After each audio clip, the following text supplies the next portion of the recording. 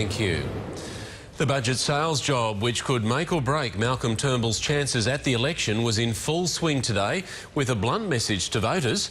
Treasurer Scott Morrison said the sweeteners were left out because people have to stop thinking about what's in it for them and start thinking about the economy. The budget sales team, leaving the parliament behind to take their plan to the people. What Scott Morrison was delivering last night is a plan for jobs and growth. Not a typical budget, Mr Morrison insists, and this certainly is not a typical sales message. We've got to stop looking at the economy as if it's a whole bunch of individuals and they're all looking for their little bit out of the government. Warning against the what's in it for me approach. If that's the sort of country we're going to run, we'll run it into the ground. Insisting voters reject the politics of envy. Australians are over this class warfare thing. They're over the us and them. They're over it. Perhaps wishful thinking as a row erupts over his budget's winners and losers.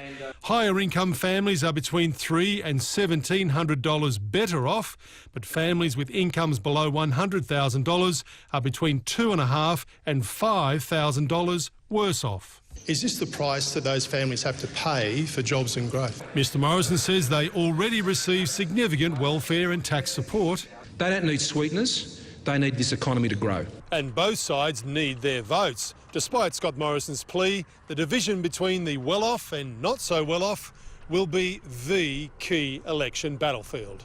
If you're earning $1 million, you will get a $17,000 tax cut. But if you earn less than $80,000, you don't earn a cent. But the budget whacks the wealthy too, taxing super-rich superannuation nest eggs and cracking down on tax avoidance by the rich and multinationals, funding 7 of the budget's $9 billion in corporate and individual tax cuts. And these are important reforms. So is his youth job path, creating 120,000 internships for unemployed youths, paying them $200 a fortnight on top of their benefits in training positions that could lead to jobs. Here's the plan, in case you missed it. It's a plan for jobs and growth you may have picked up. His plan, though, doesn't reveal the cost of lowering all business taxes to 25% over 10 years. But costings by the Parliamentary Budget Office, seen by 7 News, do.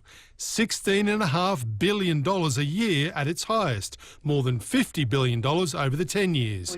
Another funding argument that will continue to the election on July 2. And when will he officially call it? This weekend is looking pretty good, I would say, yes. OK. And I'm told he could take that drive to Government House on Saturday or Sunday, even though Sunday is Mother's Day. Mark? Could be a busy morning. Mark, how do you think Scott Morrison's message for families not to be selfish will go over?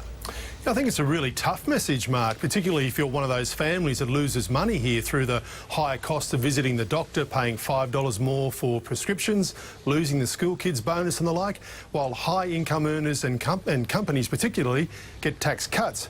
I think we can expect Bill Shorten to highlight that in his budget reply tomorrow night, outlining what he calls his plan for budget repair that is fair. Mark. OK, Mark Riley in Canberra, thank you.